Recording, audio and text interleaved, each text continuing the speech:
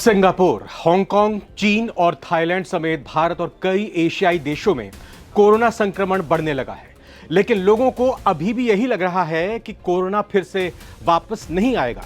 अपने देश भारत में पिछले एक हफ्ते में कोरोना महामारी के 752 नए मामले सामने आए हैं।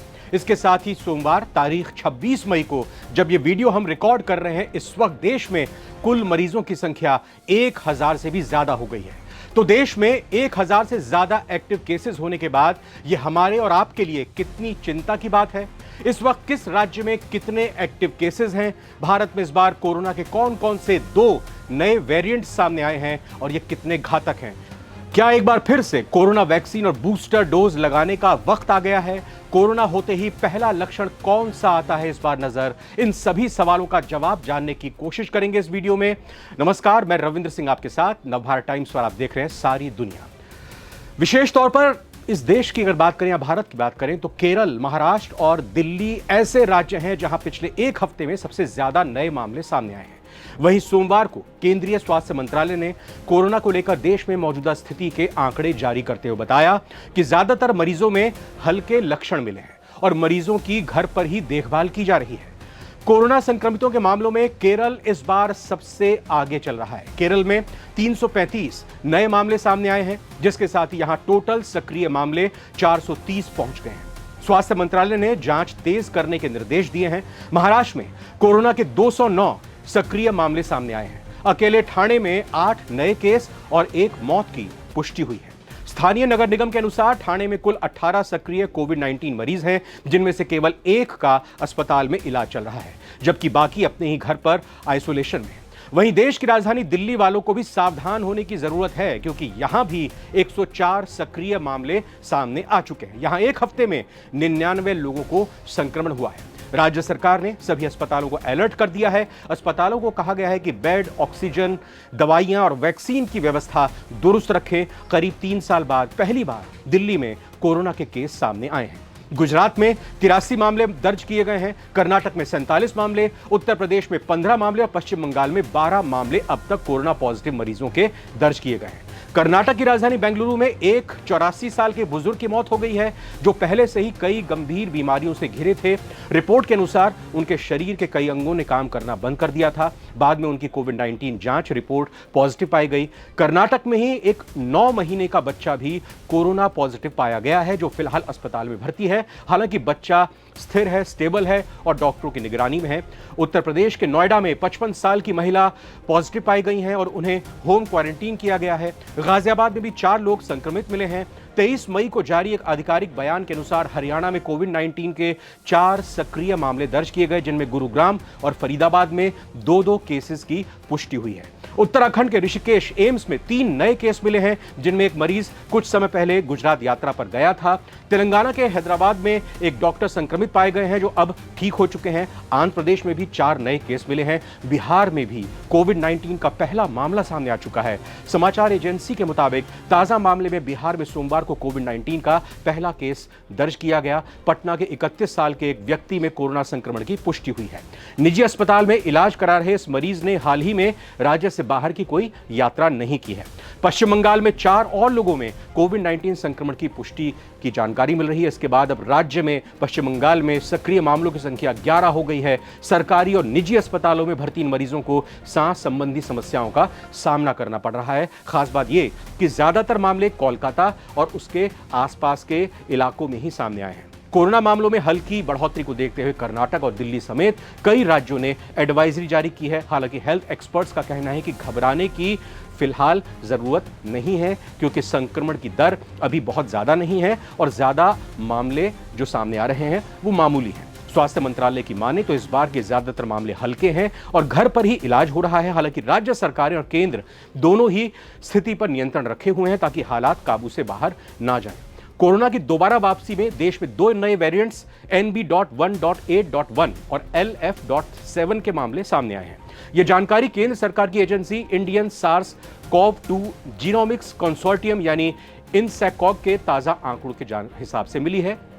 वहीं विश्व स्वास्थ्य संगठन यानी WHO भी कोरोना के इन दोनों वेरिएंट्स पर निगरानी रखे हुए है। हालांकि WHO के अधिकारियों के मुताबिक ये दो वेरिएंट्स अभी चिंताजनक नहीं है। WHO ने NB.1.8.1 और LF.7 को फिलहाल वेरिएंट्स अंडर मॉनिटरिंग यानी निगरानी की कैटेगरी में रखा है। हालांकि वेरिएंट्स ऑफ कंसर्न या वेरिएंट्स ऑफ इंटरेस्ट मतलब चिंताजनक नहीं है, लेकिन चीन और एशिया के कुछ हिस्सों में कोविड मामले में हो रही बढ़ोतरी के पीछे इन्हीं वेरिएंट्स का हाथ माना जा रहा है। मतलब ये अभी खतरे के लेवल पर नहीं है, लेकिन इन पर नजर रखनी जरूरी है, जो नजर रखी भी जा रही है। दोनों वेरिएंट्स की अगर बात करें तो ओमिक्रॉन के ही ये सब वेरिएंट हैं, उसी से निकले हैं जो 2022 तक सक्रिय था।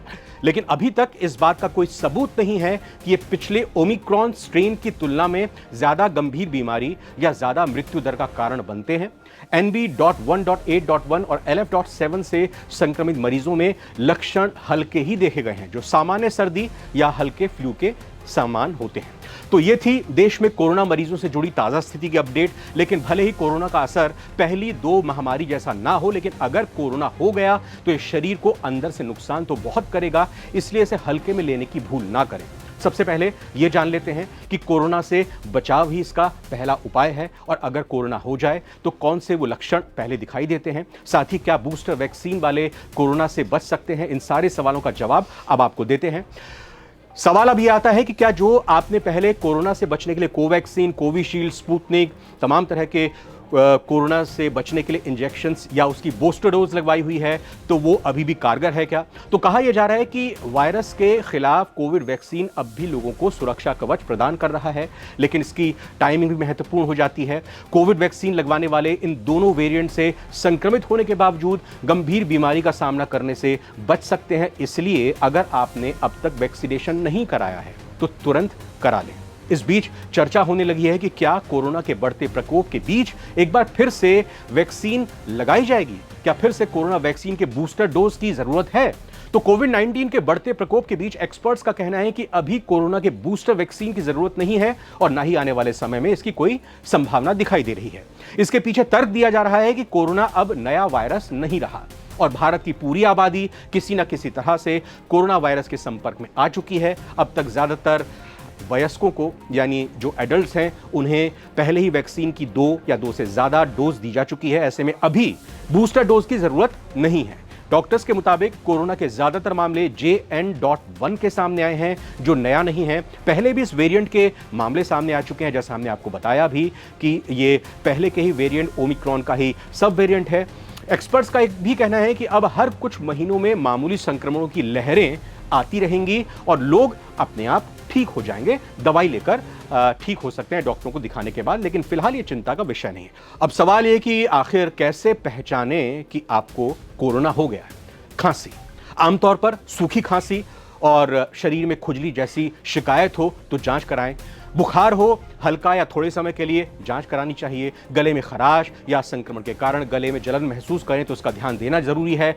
नाक अगर लगातार बह रही है, नाक बंद हो जाती है, सांस लेने में दिक्कत होती है तो जरूरी है डॉक्टर को दिखाएं। हाँ, सांस लेने में मुश्किल अगर आ रही है तो यह गंभीर स्थिति हो सकती है, जिसके दौरान पेशेंट को छाती में भारीपन महसूस होता है, वो ठीक से सांस नहीं ले पाता है, ऑक्सीजन का स्तर गिर जाता है। ऐसे में डॉक्टर से तुरंत एडवाइस की ज़रूरत है। और जो लोग ज़्यादा व्यस्त नहीं होते हैं, ज़्यादा आराम करते हैं, और उनको अगर थकान महसूस हो रही है, कमज़ोरी महसूस हो रही है, तो वो इस कमज़ोरी को, इस थकान को नज़रअंदाज ना करें, डॉक्टर के पास जाएं।